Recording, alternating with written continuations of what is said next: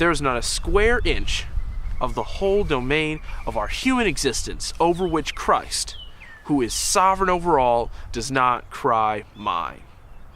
This quote by theologian Abraham Kuyper is full of brevity and power, and it gives a good picture of the sovereignty of God.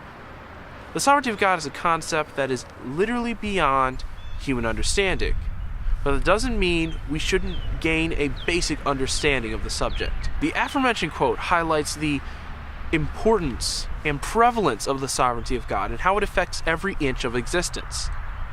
I will show you what is the sovereignty of God, where it is in the Bible, and how it applies to our daily lives. The sovereignty of God means that God does not answer to a person bigger, a law greater, or a force more powerful than himself. The laws of nature and man, the power of angels and demons, cannot restrict God's sovereign power. He is also unchangingly holy, not enforced by any rule or law, but as a part of his undeniable nature. If you look closely, you can see his hand throughout history, current events, and the Bible. All show God's sovereignty. While the Bible does not explicitly mention the sovereignty of God, the concept is evident and repetitive. The Bible itself is evidence of the sovereignty of God. After years of persecution and many translations, the Bible is still powerful, popular, and accurate today. And it is full of examples of God's sovereignty, like miraculous battles, like Gideon's 300 men against an entire army. Miraculous resurrections, like Lazarus, the friend of Jesus.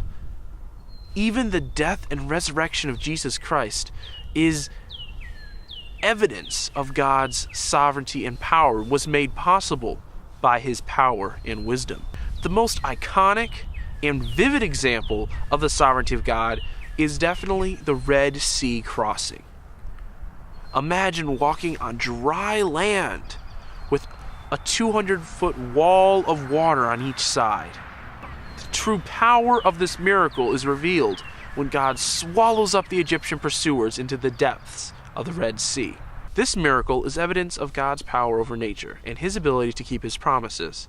In this case, the promise to defeat the enemies of an obedient Israel. God's sovereignty is a theme that the Bible was built on, but it is not limited to its pages. God's sovereignty is still at play in today's world, even our own lives.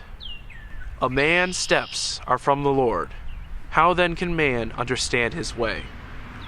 Proverbs 20:24 shows us God's prevalence in our daily lives and how he orders our steps. And it also shows the importance of following a sovereign Lord. Let me show you an amazing example of God's sovereignty.